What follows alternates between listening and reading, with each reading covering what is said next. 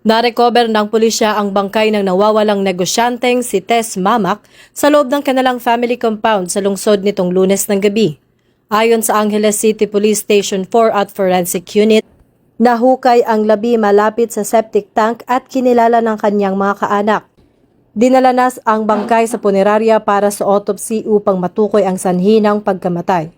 Inatasan ni John Lasatin ang pulisya na paigtingin ang operasyon laban sa person of interest na si Doc. Matagal ng driver ng pamilya ng nawawala sa kasalukuyan. Ayon kay Angeles City Director Police Colonel Joselito Villarosa Jr., huling nakitang kasama ng biktima ang driver base sa CCTV at natagpuan ang kanilang sasakyan sa Magalang, Pampanga.